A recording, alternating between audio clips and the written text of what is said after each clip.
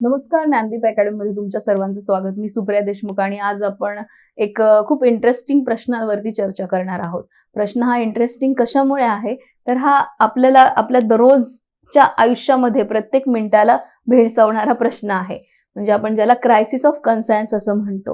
म्हणजे छोट्या छोट्या गोष्टीमध्ये आपला क्रायसिस ऑफ कन्सायन्स होतो, ज्याला आपण विवेकाचे संकट असं म्हणतो. इव्हन आता स्पर्धा परीक्षेच्या या जगामध्ये स्पर्धा परीक्षेच्या ज्या बदलत्या रूपामुळे पण विवेकाचं संकट येऊ लागलेलं आहे. मी ग्रुप सी ची तयारी करू का, बी ची करू का, UPSC ची करू का, MPSC ची करू, प्रत्येक मिनिटाला विद्यार्थ्यांना हा प्रश्न भेडसावत आहे. आणि त्याचं उत्तर कसं शोधायचं आणि ते उत्तर शोधल्यानंतर ऍक्च्युअली घेतलेला जो आपण डिसिजन आहे हा कितपत बरोबर आहे असं प्रत्येक वेळेस विद्यार्थ्यांना प्रश्न पडतोय. म्हणजे जो डिलेमाची सिच्युएशन आहे ती संपत नाहीये, संपली तरी वापस येते आणि आणखीन एक प्रश्न पुढे भेडसावत आहे. म्हणजे या प्रश्नाचं जे संकट आहे, विवेकाचं संकट आहे, हे आपल्याला सोडवायचं आहे, पण आपल्या इथिक्स मध्ये सोडवायचं आहे. मग यासाठी काय विचारलेलं आहे, एथिक्सचा विषय हा असाच आहे, आपण ज्या डे टू डे लाईफमध्ये ऍक्टिव्हिटी करतो आणि ज्या आपल्या सोबत ज्या घटना घडतात या सर्वांचा एक आपण असं म्हणू प्रॅक्टिकल अप्रोच, आपल्याला अँगल जो असतो आयुष्याचा तो आपल्याला इथिक्सच्या पेपरमध्ये खूप महत्वपूर्ण ठरतो. फक्त इथे काय लागतं तर एक स्किल लागतं रायटिंगचं, आन्सर चांगलं लिहिण्यामध्ये. मग जे आपले विचार आहेत ते विचार आपल्याला शब्दांमध्ये उतरवायचे असतात आणि ज्यावेळेस ज्या विद्यार्थ्याला हे स्किल जमेल, म्हणजे स्वतःचे वैयक्तिक विचार चांगले आपल्या आन्सरमध्ये उतरतायत आणि ते रिप्रेझेंट होत आहेत, म्हणजे ते उत्तर वाचणाऱ्याला पण आवडते. नाहीतर तुम्ही जे तुमचे विचार लिहितात आणि एक्झामिनर वाचून कंटाळतोय असं पण नको. म्हणजे एक असं उत्तर पाहिजे. मग यासाठी आपल्याला स्वतःला ट्रेन केलं पाहिजे त्या पद्धतीने की आपले जे विचार आहेत आणि ते विचार व्यवस्थितपणे उत्तरामध्ये दिसून यायला हवेत. मग ते पॉझिटिव्ह असले पाहिजेत, बॅलन्स्ड असले पाहिजेत, त्याला निगेटिव्हिटीची झालर नको, थोडीफार असेल तरी चालेल, पण परत again back to balanced approach या पद्धतीने उत्तर लिहायचं आहे. आता आपण प्रश्नांकडे वळूयात आपल्या डायरेक्ट, की प्रश्न काय म्हणतोय. तर प्रश्न आहे, इंग्लिशमध्ये प्रश्न वाचूयात सुरुवातीला. What is meant by crisis of conscience? How does it manifest itself in a public domain? प्रश्न समजला नसेल तर आपण मराठीत वाचूयात. विवेकाचे संकट म्हणजे काय, ते सार्वजनिक क्षेत्रामध्ये कसे प्रकट होते, म्हणजे हे विवेकाचं संकट येतंय आणि जो ते पब्लिक डोमेनमध्ये आपल्याला कसं सॉल्व्ह करायचं आहे यावरती असा प्रश्न आहे. असं वाटतंय की एखादा फिलॉसॉफीचा प्रश्न आपल्याला इथे ॲड्रेस करायचा आहे आणि यामध्ये आपल्याला भरपूर आयाम आणायचे आहेत आपल्या सिलेबसमधले. आता हा प्रश्न लॉजिकल पण प्रश्न आहे आणि थोडासा अभ्यासाचा पण प्रश्न आहे. मग हे प्रश्नांची उत्तरं लिहायची कशी, तर त्यासाठी आपल्याला डेफिनेशन पहिले सुरुवातीला बनवावी लागेल. विवेकाचे संकट प्रत्येक वेळेस डेफिनेशन पाठ असणं असं अपेक्षित नसतं आणि किती डेफिनेशन म्हणून पाठ करणार.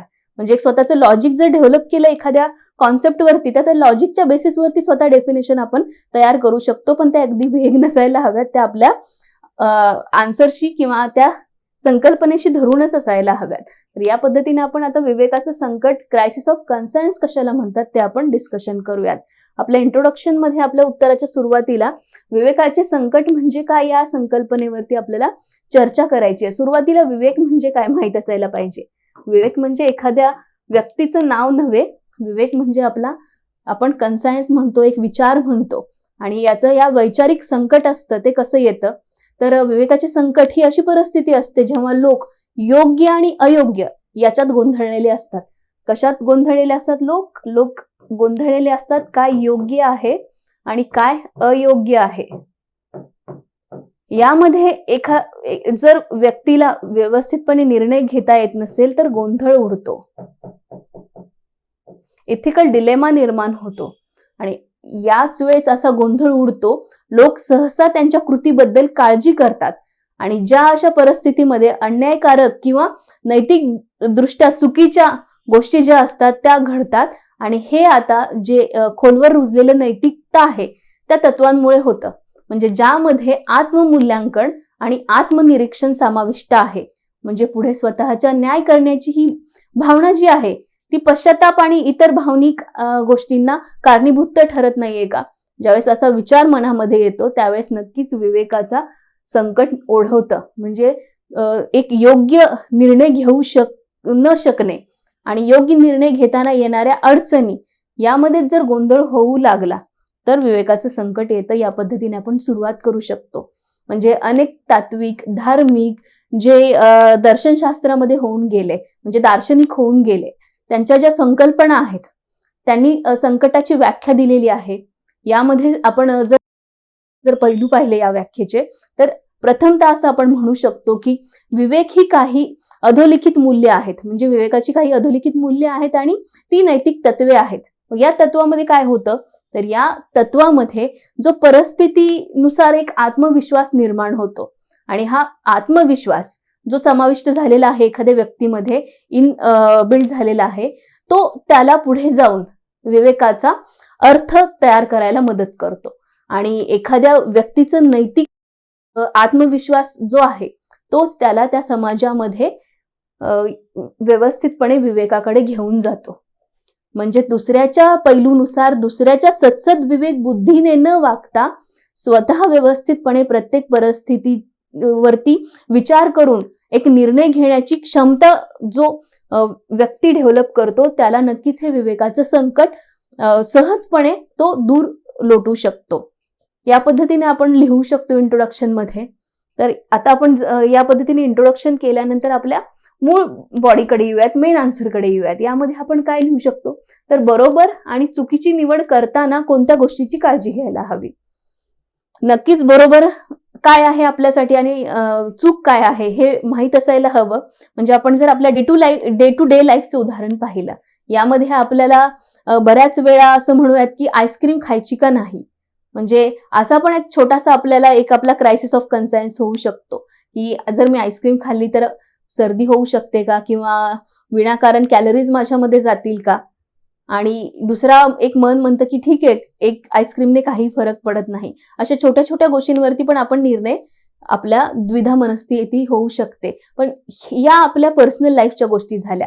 म्हणजे ज्या वेळेस आपल्याला संस्थात्मक पातळीवरती निर्णय घ्यायचे असतात, म्हणजे त्यावेळेस आपल्याला आपल्या स्वतःच्या कृतीबद्दल कोणीतरी आपल्याला अकाउंटेबल आपल्या कृतीशी असतं, किंवा आपण कुणाला तरी अकाउंटेबल असतो आपल्या कृतीसोबत. तर अशा वेळेस निर्णय घेताना आपल्याला पश्चाताप करायची वेळ येणार नाहीये का, आपल्या अधीरपणातून जे निर्णय झालेले आहेत का त्याचा आपल्याला परत अपराधीपणाची भावना आपल्या मनामध्ये येऊ शकते का. असे निर्णय आपल्याला ज्या वेळेस आपल्या संस्थात्मक पातळीवरती घेतो त्यावेळेस आपल्याला बरोबर आणि चुकीची निवड करताना आपला क्रायसिस होऊ शकतो कन्सायन्समध्ये. आपल्या सत्सद विवेक बुद्धी पण तिथे कुठेतरी थांबू शकते.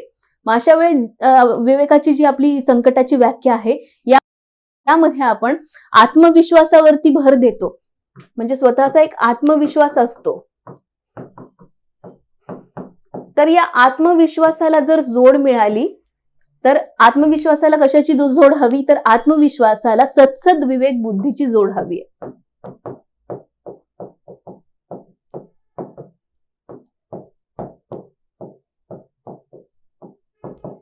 जर आत्मविश्वासाला सत्सद विवेक बुद्धीची जोड मिळाली तर जी संकटे येणार आहेत, तर बऱ्याच वेळा ही संकटे कशी होतात, तर ही संकटे आपल्याला त्यांना टॅकल करण्यासाठी इझी जाऊ शकतात आणि नैतिकदृष्ट्या काय योग्य आहे आणि काय अयोग्य आहे हे ठरवणं सोपं जाऊ शकतं. जर आपण व्यवस्थितपणे उदाहरणं पाहिली याची, आपल्याला उदाहरणाची जोड देऊन आपल्याला आपली जी विधानं आहेत त्यांना आपण व्यवस्थितपणे एक्सप्लेन करायचं आहे. यामध्ये असं बऱ्याच वेळा होतं की एखादा अधिकारी असतो ज्याला पॉलिटिकल प्रेशर खूप जास्त असतं आणि त्या पॉलिटिकल प्रेशरच्या अंडर राहून त्याला निर्णय घ्यायचे असतात. म्हणजे जरी समाजाला तो एखादी कृती अयोग्य असेल आणि जर पॉलिटिकल प्रेशर असेल तरी तो त्याला एखादा प्रोजेक्ट जर त्या पॉलिटिशियनमुळे राबवावा लागत असेल आणि त्यामुळे जे समोर येणारे क्रायसिस ऑफ कन्सायन्स आहे त्याला सामोरे जावं लागतं. म्हणजे पर्यावरणाच्या रिलेटेड काही प्रोजेक्ट असतात जे तिथल्या आदिवासी समाजाला घातक असतात, पण जर लालसेपोटी किंवा बळी पडून पॉलिटिकल प्रेशरला अशा वेळेस जर निर्णय घेतले एखाद्या अधिकाऱ्याने स्वतःची इच्छा नसताना, म्हणजे स्वतःचा जो विवेकाचा मार्ग आहे तो बंद करून असे निर्णय घेतले, तर नक्कीच त्याचा आतला आवाज हा क्षीण होऊन जातो आणि त्या व्यक्तीमध्ये हा क्रायसिस ऑफ कन्सायन्स येऊन जातो. या पद्धतीने आपण उदाहरण देऊ शकतो. तसेच काही मानवाच्या अनियंत्रित ज्या कारणामुळे असेल, परिस्थितीमुळे असेल, बहुतेकदा विश्वासाच्या जो विरोधात काही बऱ्याच वेळा गोष्टी जातात. मग अशा वेळेस अपराधीपणाची भावना देखील यामध्ये निर्माण होऊ शकते आणि या विवेकाचे संकट सार्वजनिक क्षेत्रातून मग ज्यावेळेस प्रकट होते तर ते कसे प्रकट होते, तर आपण काही उदाहरणं इथे पाहूयात.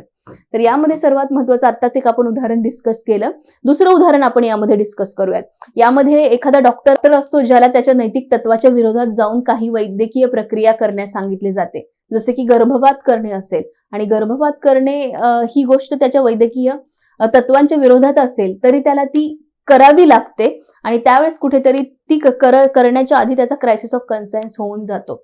जर आपण अजून एक एक्झाम्पल घेतलं तर त्यामध्ये आपण एक्झाम्पल अधोरेखित करूयात की एखादा नागरिक सेवक असतो आणि हा नागरिक सेवक त्याला सत्सद्विवेक बुद्धीच्या विरुद्ध जाणाऱ्या आदेशाची अंमलबजावणी करावी लागते. म्हणजे एखाद्या विशिष्ट समुदायाच्या भेदभावाला त्याला बळी पडावं लागतं आणि तशी धोरणे लागू करावी लागतात. मग एखादा पत्रकार असेल, त्या पत्रकारितेच्या अचूकतेच्या तत्वांच्या विरुद्ध जाणारी, काही खोटी दिशाभूल करणारी माहिती प्रकाशित करण्यास त्याला सांगितले जाते. मग अशा वेळेस त्याचा आतला आवाज जो असतो, त्याचा तो क्रायसिस असतो, त्याचा जो आवाज असतो तिथे कुठेतरी क्रायसिस ऑफ कन्सायन्स, त्याचा विवेकाचा संकट त्याच्यावरती ओढवलं जातं. अजून एक एक्झाम्पल आपण इथे हायलाइट करू शकतो की विसल ब्लोअर्सचं, म्हणजे ज्याला आपण संवेदनशील माहिती उघड करणारी एखादी व्यक्ती आहे आणि ही माहिती उघड करताना त्याला एक दुविधाचा सामना करावा लागतो. म्हणजे माहिती तर उघड करायची आहे आणि माहिती ज्या संस्थेमध्ये तो काम करतोय त्या संस्थेची पण इंटिग्रिटी इथे कुठेतरी येते. म्हणजे तो तिथे काम करतोय आणि ती काहीतरी चुकीचं घडतंय हे त्याला त्या विसल ब्लोअरला समाजासमोर आणायचं असतं. अशा वेळेस पण कुठेतरी त्याच्या विवेकाचं संकट त्याच्या समोर येतं. आणि इथे अशा संकटाच्या वेळेस ती व्यक्ती काय करू शकते, तर नेहमी एक गोष्ट इथे लक्षात ठेवायची की सार्वजनिक हित जपण्यासाठी ज्या गोष्टी आवश्यक आहेत त्या इथे कराव्या लागतात. म्हणजे सार्वजनिक हित इथे महत्वाचं ठरतं. ज्या गोष्टी सार्वजनिक हिताच्या आहेत, तर अशा वेळेस ज्यावेळेस विवेकाचं संकट येईल त्यावेळेस सार्वजनिक हित लक्षात ठेवणं महत्वाचं. आणि या सार्वजनिक हित ह्या डोमेनमध्ये आपण या पद्धतीने आपल्या आन्सरमध्ये प्रगट करू शकतो. म्हणजे जर आपण उत्तराच्या निष्कर्षामध्ये पोहोचू तर त्यावेळेस निष्कर्षामध्ये आपण असं म्हणू शकतो की जे निर्णय असतात आपले, ते निर्णय आपल्या निर्णय क्षमतेच्या आधाराचा, आपल्या विवेकाचा आधार घेऊन आपण ते प्रकट करतो. म्हणजे हे निर्णय मोठ्या लोकांच्या संख्येवरती परिणाम करू शकतात.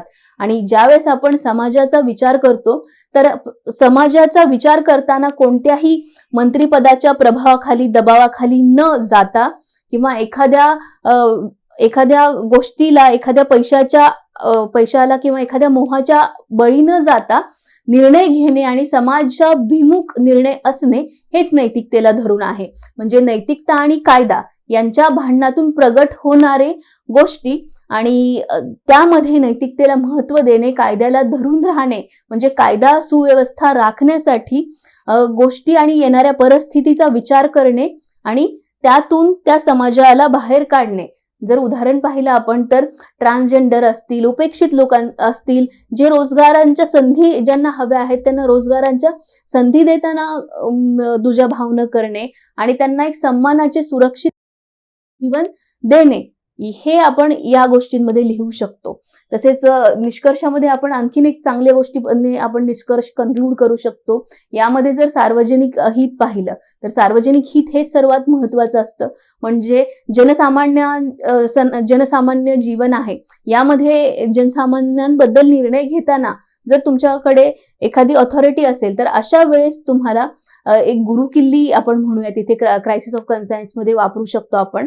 हे आपण असं लक्षात ठेवू शकतो की इच्छा आणि इतरांच्या दबावापासून मुक्त राहून जे सार्वजनिक समाजासाठी, सार्वजनिक सेवा ज्या नैतिक गोष्टी आहेत त्यांना धरून आपण नैतिक संहितेचा व्यवस्थितपणे आचरण केलं आणि त्याला कायद्याच्या चौकटीमध्ये बसवलं तर आपला क्रायसिस ऑफ कन्सायन्स मध्ये विवेकाचे संकट नक्कीच दूर होण्यासाठी मदत होईल आणि आपण एक समाजभिमुख असा विचार आपण पुढे ठेवू शकतो. या पद्धतीने आपण निष्कर्षामध्ये आपलं उत्तर कन्क्लूड करू शकतो. आय होप तुम्हाला व्यवस्थितपणे आन्सर समजलेला आहे. जास्तीत जास्त प्रॅक्टिस आणि सराव करा, यामुळे तुम्हाला तुमचा आन्सर तुम्हाला एक आन्सर तुमचं व्यवस्थितपणे लिहिण्यासाठी मदत होईल. आपण भेटूयात पुढील आन्सर रायटिंग सिरीजमध्ये. तोपर्यंत कीप प्रॅक्टिसिंग आन्सर. थँक्यू.